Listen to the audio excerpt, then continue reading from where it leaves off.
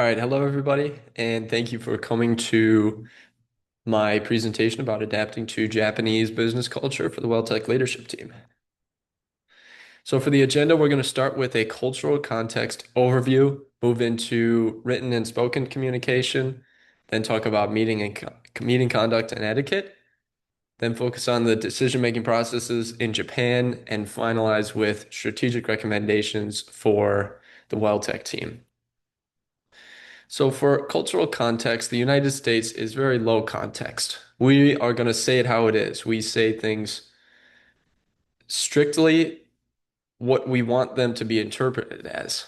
Just because we want to move quickly, we want to get that next action to be initiated, and transparency. However, in Japan, they're very high context, which is why we need to focus on their nonverbal cues and what's the general feeling in the meeting room. So for written communication, we need to avoid casual slang. Emails are going to be professional, but they're going to open with polite remarks about the season before transitioning to business, just because that's custom there.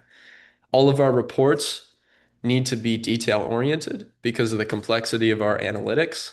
And this is so that we can build that trust without issues. Everything we give to them too also has to be provided with a professional translation. This is going to show them that we respect them and we are in it for the long haul. For spoken communication, once again, you got to read the room, pay attention to those nonverbal cues, as much of the intended message might not have been said. So in terms of silence, silence in Japan is actually a tool for reflection. That's how they reflect internally on things that have been said, and then they come back afterwards and with more things to say. So do not fill that void with presenting your information. And in terms of refusals, they typically won't say no. They won't just say no because that's harsh. It's seen as an attack. So they'll say things like that would be difficult, just as an indirect rejection.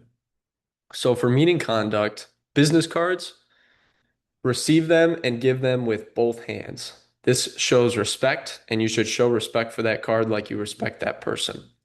In terms of seating at the meeting, the highest ranking host is going to sit in the seat of honor. So WellTech's senior leader is going to sit directly opposite of them to show that respect. So for decision-making processes, they have a behind the scenes framework where they are going to discuss and brainstorm and build their plan and what they're going to do. And then they bring it to the meeting and discuss the plan. So don't expect immediate approval for your ideas at the meeting because they haven't discussed it yet. And this process is very slow. It takes a long time. It's very methodical. So you need to be patient with it. However, once it's done, the implementation is so fast. It moves very quick. So be prepared for that as well. So my recommendations for you, my team, is number one, to prioritize relationships over transactions. So be prepared to attend those after hour social events where that business face is going to get dropped. And when we are pitching them, don't be sales. Don't be salesy. You're not trying to sell them something. They don't want to hear that. They want you to present the data with calm confidence. And number three, demonstrate extreme patience. Their timeline is going to move slow and then very fast. So be prepared for both ends of the spectrum. These are my resources and citations I used. And thank you. Are there any questions about our integration strategy? Thanks.